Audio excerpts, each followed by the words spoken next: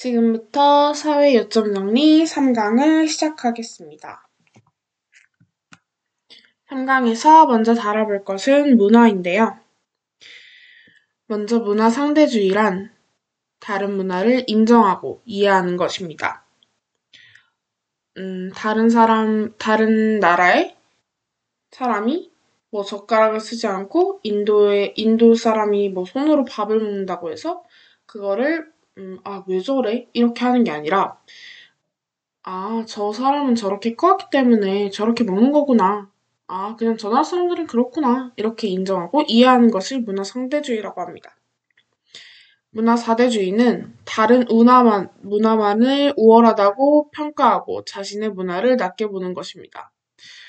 예를 들어, 중국은 역시 땅도 넓고, 사람들이 손도 크고, 생각하는 게 달라. 역시 우리나라는 근데 그거에 비해 땅도 조만하고 이게 뭐야? 뭐 하는 짓이야? 이러면서 그런 식으로 말하면 그게 문화 사대주의의 예가 될 수 있겠죠? 자문화 중심주의는 자기 문화가 우수하다고 내세우고 다른 문화를 무시하는 것입니다. 우리나라 진짜 뛰어나지. 우리나라 사람들 똑똑하고 역시 한국은 뭔가 달라. 그에 비해서 저짝에 있는 일본은 뭐야 저게. 무슨 맨날 헛소리나 해대고 이런 것 자체가 자문화 중심주의죠. 저 나라는 저 나라 문화는 별로야. 왜 저러는지 모르겠어. 이런 식으로 하면 그거는 자문화 중심주의의 예가 될 수 있겠죠? 다음은 다문화 사회. 세계화의 현상으로 등장하게 되었는데요. 교통과 정보통신망의 발달로 이루어졌습니다. 옛날 같았으면 배를 타고 한 달은 가야 어디 다른 나라에 도착하고 이렇게 됐었는데 지금은 비행기도 있고 차도 있고 KTX도 요즘 서울에서 부산까지 2시간이면 갈 수 있죠. 그렇게 되고 또 이제 전화나 무선통신이 발달되었잖아요. 그걸로 세계화 현상이 촉진되었습니다. 고로 문화의 다양성을 이해해야 합니다. 고령화 사회는 총 인구에서 65세 이상의 노인 인구가 차지하는 비율이 높아지는 현상입니다. 고령화 사회는 고령 인구의 비율이 전체 7% 이상, 고령 사회는 고령 인구의 비율이 전체 14% 이상, 초고령 사회는 고령 인구 비율이 전체 20% 이상을 말합니다. 고령화 사회가 지금은 고령들을 위해서 일자리를 계속 내놓고 있는 추세긴 하지만 아직 부족한 게 현실이잖아요. 돈 벌 수 있는 사람은 적어지는데 노인분들은 늘어나니까 이게 지금 세금을 더 많이 걷고 약간 이렇게 되는 상황인 거예요. 연금을 드리기 위해서 세금을 더 걷어야 되고 약간 이렇게 되는 상황인 거죠. 고령화 사회 이후에는 일단 저출산이 있고요. 그 다음에 이제 의료 쪽이 발달되면서 그렇게 이제 의료 사업이 늘어나면서 그렇게 된 거죠. 발달되면서 예전 같았으면 치료 못할 병을 지금은 치료할 수 있고 그렇게 되면서 생존할 수 있는 나이는 점점 높아지는데 이제 저출산의 문제가 심각해졌다 보니까 고령화 사회가 일어나는 겁니다. 다음은 이제 자산. 자산에는 금융자산과 실물자산이 있습니다. 금융자산은 눈에 보이지 않는 자산의 형태인데요. 예를 들어 현금, 적금, 주식 등을 말합니다. 현금이 왜 눈에 보이지 않는 자산의 형태냐면 지폐가 현금으로 쓰이는 거지 현금과 지폐는 별개로 보는 거예요. 현금은 눈에 보이지 않는다고 보는 거죠. 그래서 현금은 금융자산에 드러납니다. 적금은 통장에 돈이 얼마 있는지 솔직히 숫자로 확인할 수 있지, 내가 직접 이렇게 눈으로 확인을 할 수는 없잖아요. 그만큼의 돈을. 숫자로 찍혀 있는 것만 확인 가능하지, 솔직히 들고 있는 건 통장. 이거 하나뿐이죠. 그렇기 때문에 눈에 보이지 않는 자산의 형태에 들어갑니다. 그리고 주식도 숫자로만 나타내지지 눈앞에 지금 당장 현물처럼 보이는 게 아니잖아요. 그렇기 때문에 금융자산으로 들어갑니다. 실무자산에는 눈에 보이는 자산의 형태로 토지, 주택, 부동산, 금 등이 있는데요. 토지는 땅은 눈에 보이잖아요. 이거 내 땅이고, 저기까지는 뭐 다 남의 땅이고, 이게 눈에 딱 보이기 때문에 토지는 실무자산에 들어가고요. 주택도 지금 살고 있고, 만질 수 있고, 눈에 보이기 때문에 실무자산이 들어갑니다. 부동산도 주택, 토지랑 비슷하게 뭐, 건물 이런 걸 말하는데요. 이것도 눈에 보이는 자산의 형태이기 때문에 실무자산에 속하고, 또 금도 광물이잖아요. 금을 이렇게 금은 눈에 보이고 그다음에 가질 수 있고 만질 수 있기 때문에 실물자산이 들어갑니다. 자산 관리의 기본 원칙, 안전성, 수익성, 유동성이 있는데요. 안정성은 투자 자산이 얼마나 안전하게 보호될 수 있는가를 말합니다. 안전성이 높은 거는 은행 예금을 말할 수 있어요. 예금이나 적금. 은행이 망하지 않는 이상 내 돈이 날아갈 일은 없기 때문에 안전성이 높다고 볼 수 있죠. 안전성이 낮은 것은 주식이나 펀드를 예를 들 수 있습니다.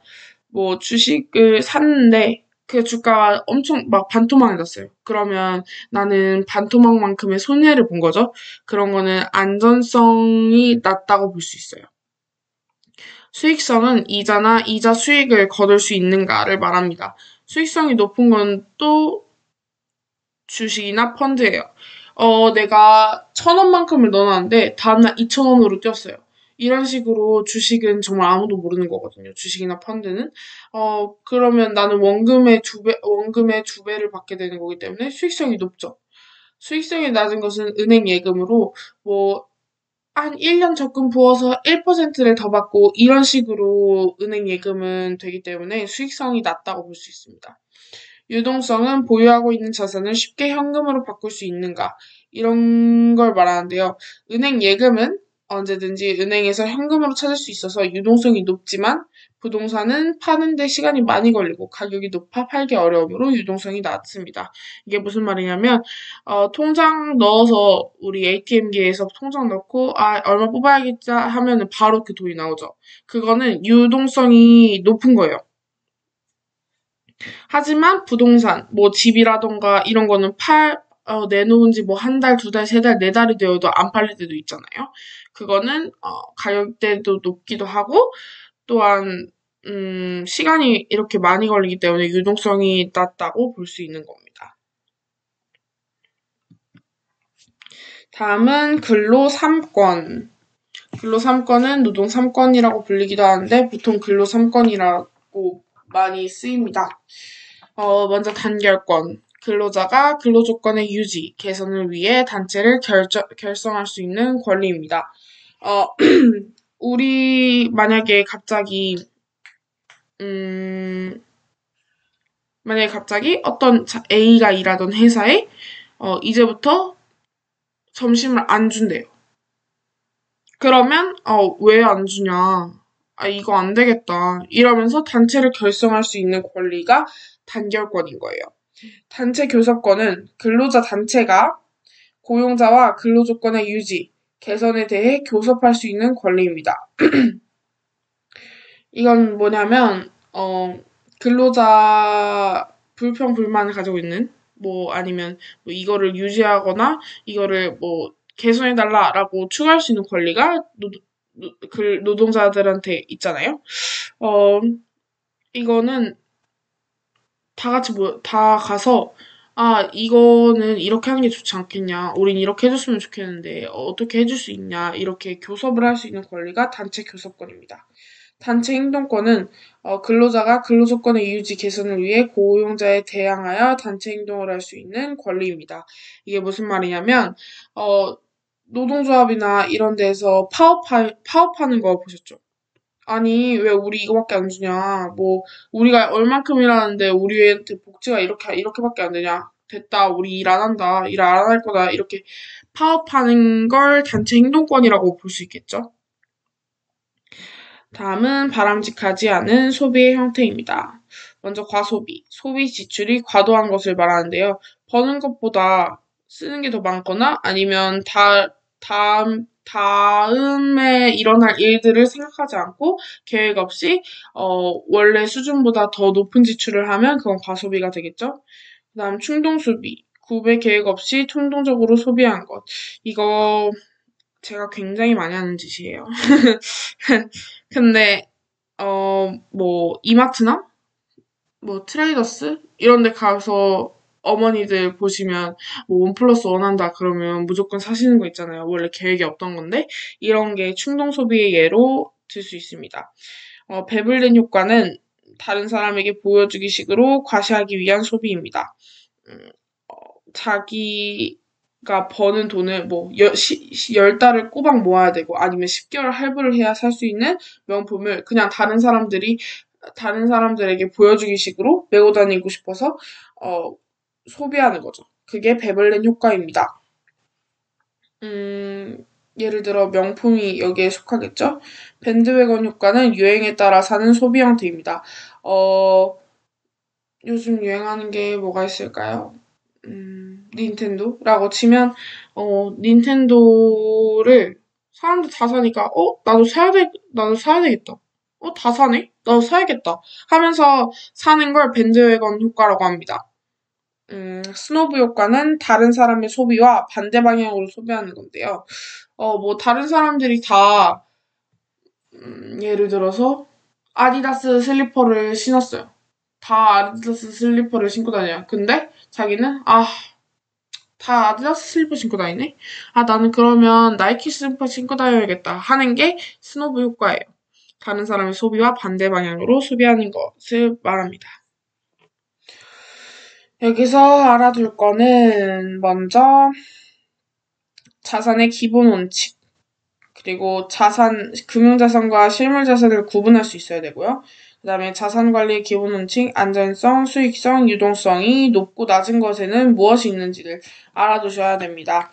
또한 근로 3권, 단결권, 단체 교섭권, 단체 행동권을 무엇인지를 알 수 있어야 되는데요. 이거는 어떤 문제로 자주 나오냐면 다음 밑에 보기를 보고 근로 3권에 해당되는 것을 고르시오. 약간 이런 식으로 문제가 나오는 걸 본 적이 있던 것 같아요.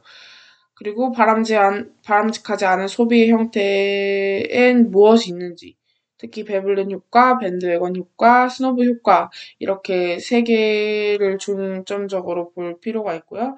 그 다음에, 이렇게만 공부하시면, 이 3강도 잘 마무리할 수 있을 것 같습니다. 감사합니다. 다음 강의 때 봬요.